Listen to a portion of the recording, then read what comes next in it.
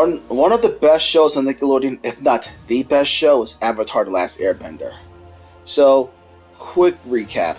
Avatar is about a world where you have bending abilities. You have the water benders from the Water Tribe, the earth benders of the Earth Kingdom, the fire benders of the Fire Nation, and the air benders of the Air Nomads. So, bending is not something that's genetic. It's spiritually assigned to you. Like, just because somebody in your family can bend doesn't mean you're going to bend.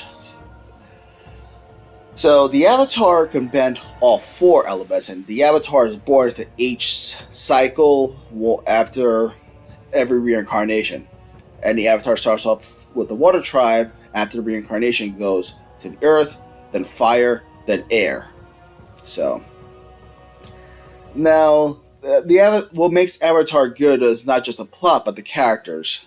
So you got the main character, Aang, a boy who didn't want to be the Avatar because, in hindsight, it's a very unfair life. He has to put aside his personal ambitions just to become the Avatar and learn all these elements. Then you have Katara and Sokka, his friends from the Water Tribe. You have a girl who's trying her hardest to be an adult, even though she's still a kid.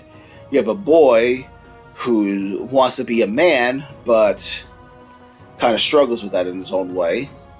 You have Toph, who was introduced in Season 2, a blind earthbender who's really great at what she does, but she has her own insecurities. Then you have Prince Zuko, the former who went from the main antagonist to being a major supporting character.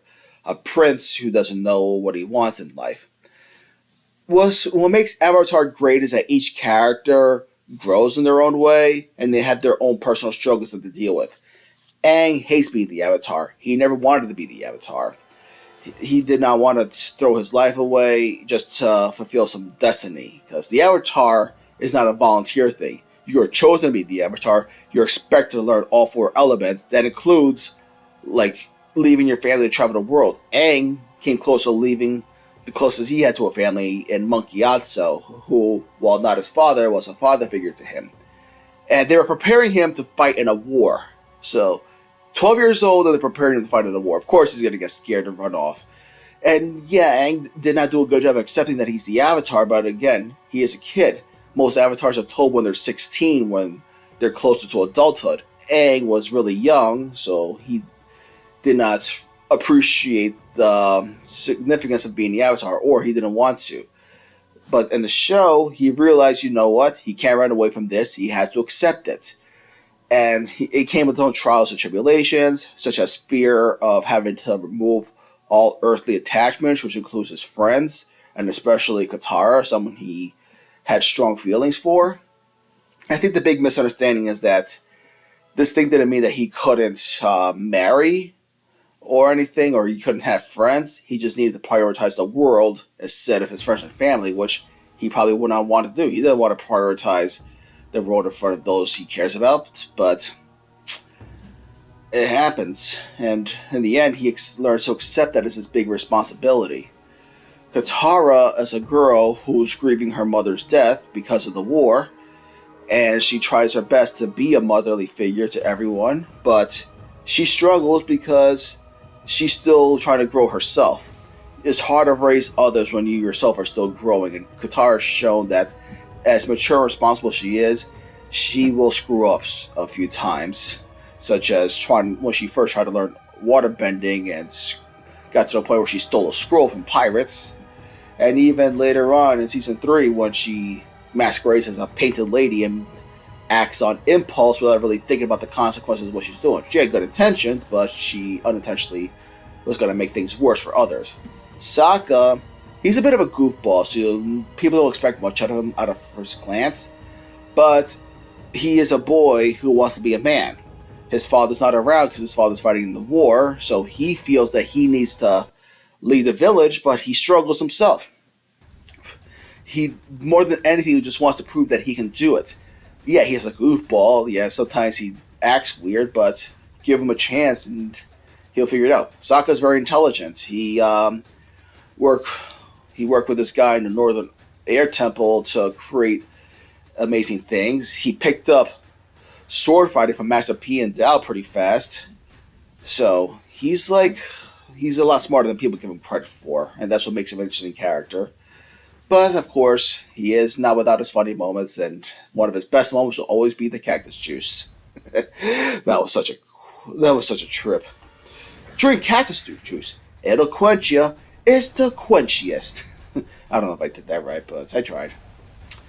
Then you have Prince Zuko, and I've talked about him many times. I compared him to other reforming characters who, yeah, characters like Vegeta from Dragon Ball, who was a good example of how you reform a former villain. Characters like Charlotte Glimmer from My Little Pony, who is a poor example of how to reform a villain. Zuko starts off kind of spoiled. He's the antagonist. He just wants to capture the Avatar and bring him back home so his father can love him. Like, finding out that his father scarred his face permanently and banished him, or as early as season 1, that was a good way to show the audience, yeah, he's not really a bad kid. He's probably just misunderstood. He has his uncle there, Uncle Iroh, who will teach Zuko the best he can, but Zuko is a young boy who just wants his father's approval. You can't blame him for that, because it's natural for a boy to seek his father's approval. And unfortunately, Zuko had a pretty bad father in Ozai, who was the Fire Lord that was continuing the war. His father, actually no, his grandfather Sozin has started. That his father Zulon continued, and now Ozai's continuing. So, but I like Zuko's growth throughout the series. Season 2 shows that he probably can adapt because he's realizing for the first time the Fire Nation really are bad people. Because at first he figures, okay, Fire Nation, we're the good guys. We're clearly the good guys. We're just spreading our great kingdom across the world. Season 2, he sees how many people are suffering because of the Fire Nation, because of his family. And he's realizing, oh boy, I don't think we are doing the right thing at all. But deep down he still wants his father's approval, so he's going to do what he can. That leads to him eventually siding with Azula, his sister, who, unlike Zuko, was a little more enthusiastic about the war and did not really care as much about who got hurt. That's why by season 3 it was cathartic to see that he decided, you know what, why does he need Ozai's approval? Ozai never cared about him, so Zuko should have sought the approval of someone who's just trying to hurt other people. Zuko had a father, that was Iroh. Zuko also had a mother that he didn't know where she was at the time, but he had people that loved him. He should have sought the attention of somebody who doesn't. Should Ozai have loved Zuko? Yeah. Ozai is Zuko's father. He should have treated his son better, but he was too much of a megalomaniac to notice anything except becoming Phoenix King. And Zuko ends up being one of the best characters on the show because of that. Rivaled only by Toph. Yeah, I almost forgot about Toph for a second, but Toph is a blind earthbender and one of the sassiest members of Team Avatar. What's interesting about Toph is this. When you see her, she's full of confidence. She doesn't like the fact that she's blind stop her from living life to the fullest. In fact, her being blind is an advantage because she understands earthbending a lot better. And we don't really see that many blind fighters in media. I mean, the only other major blind fighter is Daredevil, who uses a radar sense. So Toph, I can see the comparison between her and Daredevil. She fights differently. She focuses on her other senses, and that ironically makes her a stronger earthbender. Now, she has her disadvantages, so she can't see you if not on the ground, and she can make simple mistakes. I think she's insecure about her blindness only a little bit. I don't think she doesn't totally hate being blind, because she can still get around with no problem, but I think because she's blind, as she's mentioned once, people want to take care of her, and it makes her feel insecure that she can't do anything herself. She was raised that way by her parents, who think she's useless because she's blind, and while you understand her parents, you can also understand her frustrations because she knows she can do more than people give her credit for. But as the show goes on, she realizes it's okay to have help, because her hatred of help nearly led to some tension early on where she says, hey, I can pull my own weight. She is allowed to ask for help when she needs it. And she grows to trust them enough to know that it's okay. She can trust these people, that they'll help her and they won't think any less of her, because anyone needs help. Even whether you're blind or not, it's okay to accept help from other people. So that was a lesson for her to learn. She had to learn a little bit of humility. So that's what made the Avatar characters great. Each of them had something to learn. Not just the main characters, even some of the side characters have developed. May, Ty Lee, Suki, stuff like that. But that's pretty much everything I had to say about Avatar for now. It's a good show, good morals. You always want to be better. You always want to accept your responsibilities. Sometimes life isn't always fair, but you make the best out of it.